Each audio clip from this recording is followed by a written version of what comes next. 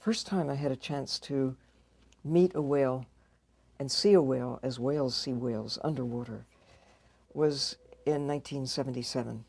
It was a project that Roger Payne and I dreamed up together. I went to a conference in New York, listened to him talk. He heard me talk at the same conference. We felt we had common ground. I was really interested in what he had to say about whales. He was really interested in the thought that you might actually get into the water with whales, because I gave a talk about exploring the ocean from the inside out, not just from the top down. And so we dreamed up this project to go to Hawaii, to work with humpback whales, the singing whales.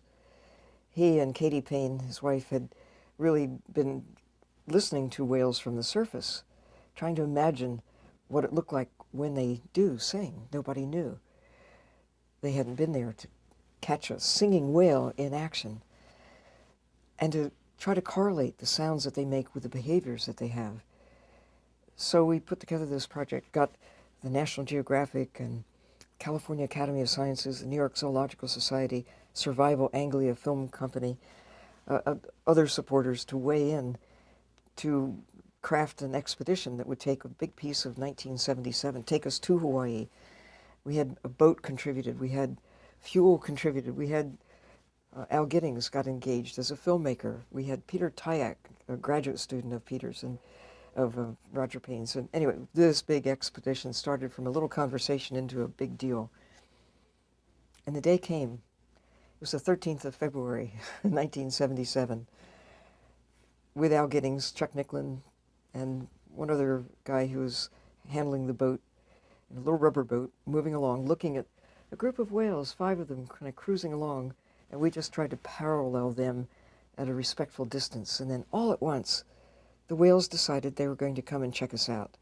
So they did a sharp turn and headed for our boat. So we stopped the boat and looked over the side, and there were these whales upside down looking at us like giant swallows. People see pictures of whales in the old books. They look like buses, loaves of bread. They're kind of static and like blocky creatures. But underwater, they're like ballerinas. They're upside down, right side up, turning and flying underwater. They're not stiff and blocky. They're slim and beautiful, and they dance.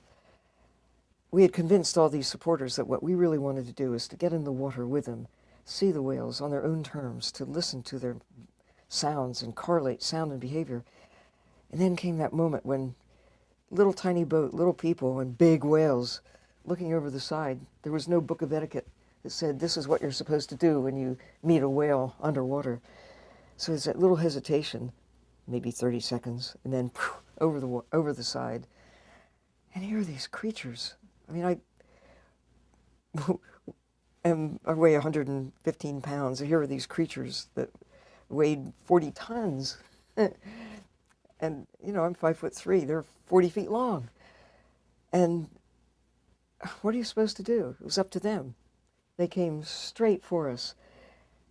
And I couldn't get out of the way fast enough, so I just stayed there and let whatever would happen happen. And this big female came right out of the blue, right for me, and I thought, it's up to her what's going to happen. And what she did was just sweep by close enough so I could feel the wash as she went by, and this grapefruit-sized eye just tilted and turned.